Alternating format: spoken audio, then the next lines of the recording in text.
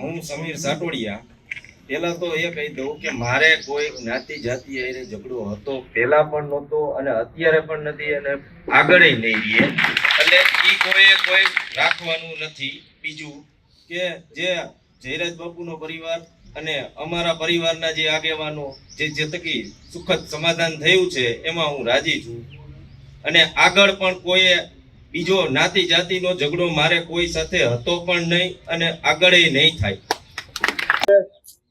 ગોંડલને બદનામ કરવામાં આવી રહ્યું છે. જે રીતે સમગ્ર સૌરાષ્ટ્રને બહાર બેઠેલા લોકો જે રીતે ગોંડલને અલગ નજરથી જોવે છે, જે લોકો ગોંડલને મિર્ઝાપુર તરીકે સંબોધે છે, એવા આવારા તત્વોને એવા ટપોરીઓને અહીંથી ગોંડલના 18 વર્ષના લોકો તરફથી ને ગોંડલના યુવાન તરીકે એવા ટપોરીનો હું જવાબ આપું છું કે ભાઈ ગોંડલ ગોકુળિયું ગોંડલ છે, સર ભગવતસિંહનું ગોંડલ છે અને ગોંડલની અંદર તમામ સમાજના લોકો 18 વર્ષના લોકો એક થઈ અને રહે છે. ભવિષ્યમાં પણ ગોંડલની અંદર કોઈ પણ જાતના જ્ઞાતિ જાતિના વાળાઓ છે નહીં. ગોંડલ ટીમ ગોંડલ તરીકે ભૂતકાળમાં કામ કર્યું છે. ભવિષ્યની અંદર પણ ગોંડલના પટેલ સમાજના વડીલો, ક્ષત્રિય સમાજના વડીલો, 18 વર્ષના લોકો સાથે રહીને મજબૂતાઈથી ગોંડલની અંદર રહેવાના છે. એની ગોંડલના દીકરા તરીકે આપ સૌને હું ખાતરી આપું છું. અહીંથી 500 કિલોમીટર દૂરથી 200 કિલોમીટર દૂરથી ગોંડલની અંદર ક્ષત્રિય સમાજને અને પાટીદાર સમાજને અથડાવવાના જે પ્રયત્નો કરતા હોય એવા લોકોને અને એવા ટપોરીઓને ગોંડલ વતી હું સ્પષ્ટપણે જવાબ આપું છું કે ભાઈ એ તમારા સપના છે ક્ષત્રિય પાટીદાર વર્ષિત ક્ષત્રિય કરાવવાના, એ સપના તમારા ક્યારેય પૂરા નહીં થાય એવી 18 વર્ષના લોકો તરફથી ટપોરીઓને જાહેરની અંદર હું જવાબ આપું છું. વધારે વિશેષ કઈ નહીં, પણ આ ઘટનાની અંદર પણ ક્ષત્રિય સમાજના સૌ લોકો, પાટીદાર સમાજના લોકો, તમામ સમાજના લોકોએ જે એકતા બતાવી છે, જે સાથે ખંભે ખંભો મિલાવીને ઉભા રહ્યા છે, એમનો પણ હું હૃદયપૂર્વકથી ખૂબ ખૂબ આભાર માનું છું. અને વિશેષમાં કે ભાઈ જે કેસો થઈ ગયેલા છે એની પણ આપ સૌને પટેલ સમાજ વતી અને દરબાર સમાજ વતી ખાતરી આપું છું કે ભાઈ એનું પણ આવનારા સમયમાં હાઈકોર્ટની અંદર સુખદ સમાધાન થાય અને યોગ્ય રસ્તો નીકળી જશે એવી આપ સૌને હું ખાતરી આપું છું. હવે હું વિનંતી કરું ધારાસભ્યશ્રીને કે તેઓ આપણને બે વાત કરે. માજી ધારાસભ્ય કેવું છે કેવું ના પડે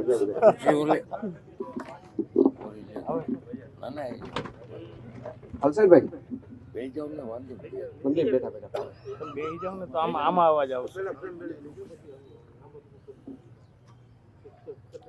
પ્રથમ તો હું ભાઈ કઈક કરો ને ભાઈ, તમે બધા નિર્વાહ છો. દરેક સમાજનું આ તકે હૃદયપૂર્વક આભાર માનું છું. જોકે ગોંડલને બદનામ કરવાની જ્યારે વાત આવી છે ત્યારે મારા વાલીડાએ કોઈ પાછું વળીને જોયું નથી. તમને બધાને હું એક રેડિયોમાં આવતી વાત યાદ કરાવું. જીથરો બાપો હપ કરું ડફ મરે. ખરેખર કોઈ હપ કરીને ડફ મરે? આવી વાર્તા છે. વડીલો બધા જીથરા બાપાને બહુ સારી રીતે જાણે છે. એમાંય વાતમાં પાછો એક નવો વળાંક આવ્યો હતો, મિત્રોને ખબર જ હશે. જીથરા બાપાના ગામમાં એનાથીની કદરૂપી એક બાઈ આવી વહુ બનીને, એટલે જીથરા બાપાને દુઃખ થયું મારું નામ કોણ લેશે. હવે મારી વાત સમજાય છે ને મિત્રો? આવી બધી વાતમાં નહીં પડતા મને લાગે છે કે ગોંડલની જે રીતે પ્રગતિ છે, ગોંડલ જે રીતે સુખાકારીથી જીવે છે, ગોંડલની અંદર ધંધા ઉદ્યોગ, મને લાગે છે કે રાજકોટ અને ગોંડલ વચ્ચે કોઈ જગ્યા ખાલી નથી. મને એવું દેખાય છે કે આ શાંતિનું પરિણામ છે, અહીં સલામતીનું પરિણામ છે. આ બધા ભેગા મળીને આજે આ મળ્યા છે, આમાં કોઈ ક્ષત્રિય અને પાટીદાર બે જ નથી. લગભગ સમાજ માનો કે 18 આલામાની અંદર છે.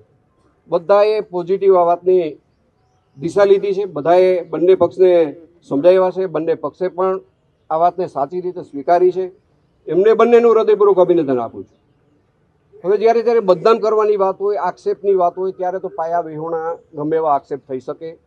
આ વાતનું મને લાગે છે કે જવાબ દેવો પણ મને ઉચિત નથી લાગતો.